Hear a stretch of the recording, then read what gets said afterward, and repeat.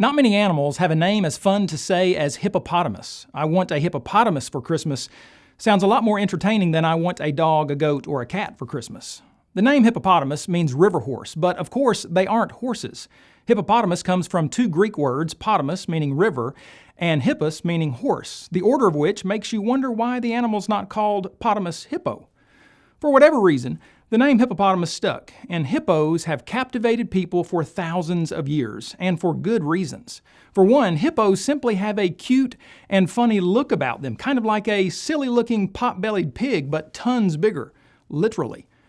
We may not normally think of huge, nearly hairless animals as cute, but hippos look like thousands of pounds of hilarious, lovable, huggable chubbiness. Their long, barrel-shaped, massive pot bellies are carried about on short, stubby legs. The largest hippos can reach lengths of 16 feet, weigh more than 9,000 pounds, and grow over 5 feet tall. With such big, blubbery bodies and short legs, you might not think hippos could run very fast, but in reality, they can move it.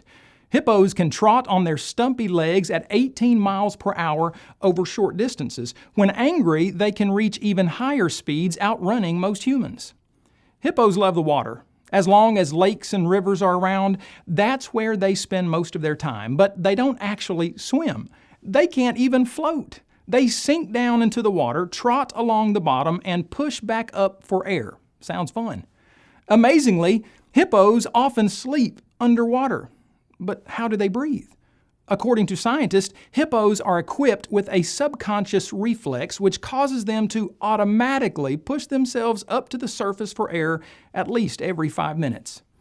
Have you ever done a cannonball in a pool or a river and not held your nose? I don't recommend it. That shot of water up your nose can sting, take your breath away, and make you cough. And sometimes you can get excess water in one or both ears, which can cause discomfort, infection, and can make your hearing kind of muffled. Hippos don't concern themselves with getting water up their nostrils or in their ears. They have the ability to shut their nostrils and press their ears against their heads when going underwater in order to keep out most all of the water. What little water that might seep in, they quickly and forcefully expel from their nostrils and vigorously wiggle out of their ears upon resurfacing. Don't let a hippo's seeming adorableness deceive you. This animal is actually one of the most dangerous creatures on the planet. It's not that they're hungry hippos. They're just very territorial, especially in the water. Every year in Africa, hundreds of people who dare to get too close to these dangerous animals wind up losing their lives. Truly, one of the last places you would ever want to find yourself is in the jaws of a hippo. Though they are herbivores, that doesn't stop them from using their massive mouths and foot-long teeth to chomp down on nearly any animal or human that enters their territory, including crocodiles. A hippo's bite has been measured at 1,800 pounds per square inch. A hippo can open its mouth 150 degrees wide and then bite down with literal bone-crushing force. Neither lions nor crocodiles are any match for the jaws of this creature. If you lived in the blistering heat of East Africa and were out in the sun for very long, you would likely need a lot of sunscreen to moisturize and protect your skin. You would also want to take along some antibiotics, such as neosporins, so that if your skin cracks or you get a cut, you can properly treat your wound. Washing a wound in the dirty water in which hippos live would only worsen things. What do hairless hippos, at least mostly hairless, do to survive the hot African climate when they can't find much water? How does their bare skin not crack, peel, blister, bleed, and become infected during intense sun exposure? And when they do find water, how do any flesh wounds, perhaps from fighting another hippo, not get infected in bacteria-infested waters?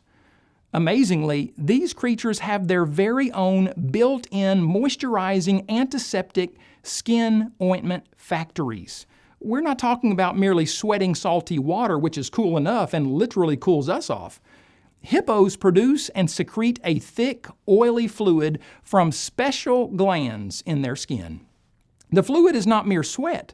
Neither is it blood, even though some used to think so, since it turns red and then brown on the skin of hippos. It appears the ointment acts as a sunscreen, protecting hippos from harmful ultraviolet rays. Even more impressive is that the fluid functions as an automatic skin ointment. The neosporin-like fluid helps kill any harmful bacteria on the skin. It even protects the skin from becoming waterlogged when a hippo is in the water. If evolution is true, how did a hippo, or the alleged ancestor of the hippo, ever go from being unable to produce such a phenomenal fluid to making it?